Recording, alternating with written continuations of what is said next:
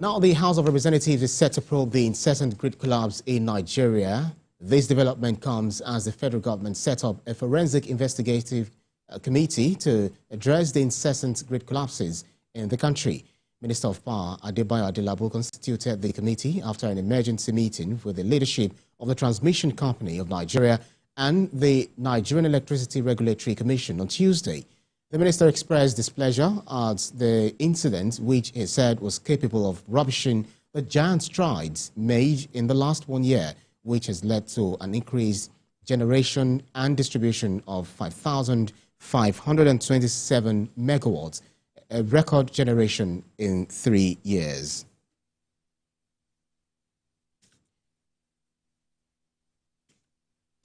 Joining me on the news for more insight to these developments is the Executive Director, Independent System Operator and Chair, 6-member committee probing grid disturbance, Nafisat Ali. Thanks so much for joining us on TVC News this time. Now, the Minister has set up the committee to address this problem of grid collapse. How far-reaching and realistic do you think your recommendations will be, and how would they differ from the previous insights? Thank you very much for having me, and good afternoon, viewers. Before I answer that, I want to quickly put certain records straight in a few minutes. The trend of system collapses we have experienced between 2020 and 2024 has actually reduced compared to what we had between 2015 and 2019. The system operator has the figures, and these collapses were caused by different reasons and different sector. Now, this particular disturbance that occurred on the 14th and 19th, yes, got very disturbing. And then the Honorable Minister set up this committee, and the committee has come up with terms of reference. The terms of reference task us to identify the remote causes or immediate causes of these two events, the one that took place on 14th and 19th, and also determine whether there were lapses that could have caused this collapse.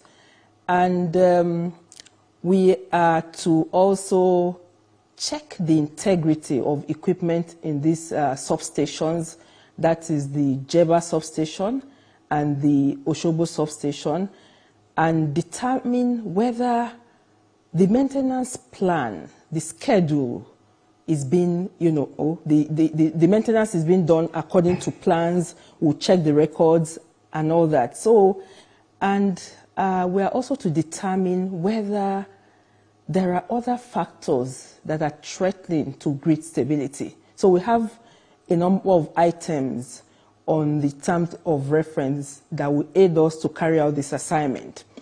And talking about whether this is going to be realistic, certainly.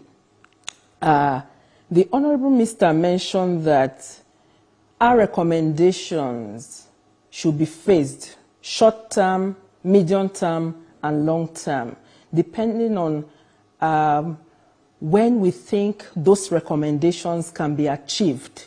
The short term is within 1 month. The medium term is what can be achieved within 6 months.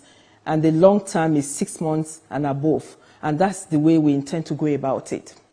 Right. So the minister in his release mentioned that this occurrence can be a setback on the recent success of increased megawatts. Could you walk us through the interface between increased megawatts and the grid collapse? Yeah, that's true. Whenever a collapse occurs, the electrical equipment actually undergoes stress, so much that some of those plants or even transmission equipment may not come back to the circuit immediately or to the system immediately. For example, if you have a steam turbine, it could take some days. It is time-bound anyway, yes. It could take some days for the steam turbine to come up, and because of the stress the electrical equipment has gone through, you discover that you may not get those equipment back to line immediately. They may need one or two things to be fixed and all that. And remember that restoration is also a process. So if you have got to, for example, a particular level before the collapse, it takes time to build up again. So that's what the Honorable Minister was actually referring to. Right, very quickly, could you tell us more about the scope of the committee and what the timeline is going to be for you to turn in your findings and recommendations? Yes, the timeline is November 1st. We are supposed to send our report on the 1st of November. However, the committee, or rather the scope of this work, is beyond Jebba and Oshogbo. We have actually identified certain nodes, critical nodes, that we feel that we should visit, and that was discussed during the meeting. Benin, Ikeja West, Egmi, substations. We are going to carry out inspection of the equipment and even the devices, the relay settings. Everything is going to be checked in this during this assignment. So I'm saying that it's beyond the Jebba and Oshogbo. We'll go to, we'll visit other critical substations. That's right. That's right. We'll look forward to seeing resolutions, in this power sector as, we continue to record them, collapse, grid collapse, national collapse, etc. We just want to see the results being achieved. Thank you so much for speaking with us. Director, Independent System Operator, and Chair, 6-member committee probing grid disturbance. Nafisat Ali, thank you so much for your time. Thank you. Now, moving on to other stories. Former President of Nigeria, Olusegun Obasanjo, has faulted against regionalism, describing it as the root of Nigeria's problems. The former president made this known while receiving members of the League of Northern Democrats led by former Governor Ibrahim Shekarau. Senior reporter Kezimolowe reports. Regionalism has been described as the root of Nigeria's problem. Former President Olusegun Obasanjo made this known while receiving a group known as League of Northern Democrats at his presidential library home in Abeokuta. The former president said with good leadership and support from followers with genuine spirit of nationalism, the country can do better. When you have a national league, I will receive you warmly. I will join you warmly. I will be your patron if I cannot be active because I'm getting old. Nigeria is greater than any of us, or part of Nigeria. And we should see Nigeria in the holistic form that we should see. This country can play a very, very significant role in the world affairs. The leader of the group and a former governor of Kano State, Ibrahim Shekarau, said the group comprises of people of like minds from the northern extraction. He added that the group came into existence 3 months ago as a result of various consultations and discussions. He said the group stands to influence political decisions and the process of recruiting leaders at all levels in Nigeria. We came together with a clear vision to mobilize and enlighten our citizens the need to join hands together, to work together, and influence political developments regardless of the political parties. Few days ago, a group known as Yoruba Conservative Union held a rally in Abeokuta, Ogun State to call for the return of the country to a regional system of government, claiming that regionalism allows rapid development and facilitates healthy rivalry among the regions. Kazimolowe, TVC News, Abeokuta.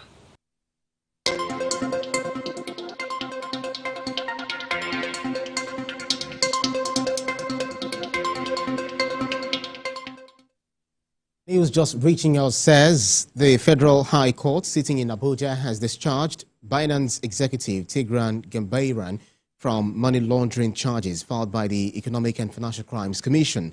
Justice Emeka Nwite discharged Mr. Gambaryan on health grounds, corroborated by the EFCC.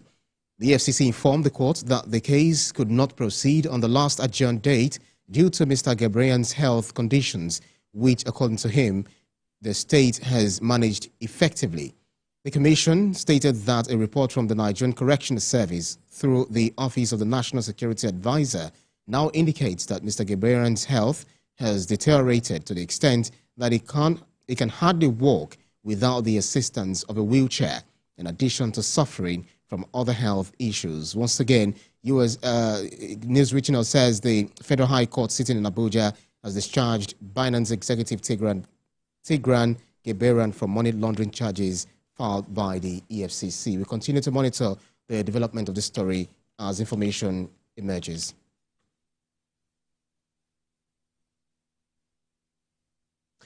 Now away from that to education matters, where the Katsina State Ministry of Education has started a 3-day training for the prospective principals of secondary schools in the state. This is to prepare them for the newly introduced competency examination for all principals before they are appointed. TVC News correspondent Abdulatif Yusuf reports.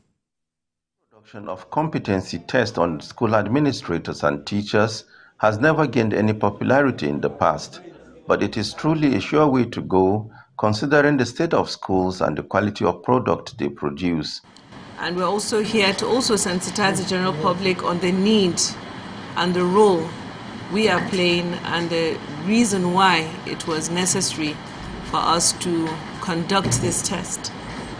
This test is being conducted for the reason of sensitizing and cleansing the system, and to also avoid nepotism, favoritism, and corrupt practices in our schools. Government is often blamed most of the time concerning the decline of education by not doing enough in funding and implementation of relevant policies despite the growing population.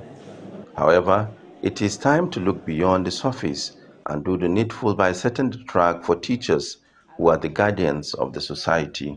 We have 5 centers here in Katsina, we have in Dora, we have in Duzama, we have in Malumfashi, and we have in Funtua zones. So we have these centers, this training has commenced, and we have not experienced much of a challenge, just minor issues which have been resolved by by noon today. We'd also like to thank His Excellency for giving us the support and for believing in us. He directed and we were able to execute. This training is being partnered together with TESS program and the Agile program. They are supporting the state government to conduct this test. To guide them on curriculum implementation, leadership, and national policies on education. The training will be followed by an examination for the 1,350 principals to produce new set of principles for the states. Where a CBT test will be done in partnership with JAM, and then after that, an essay exam shall be conducted on the same day. It is expected that the new move will not only motivate teachers, but will open up a new window in the effort to revive education in the state. Abdulatif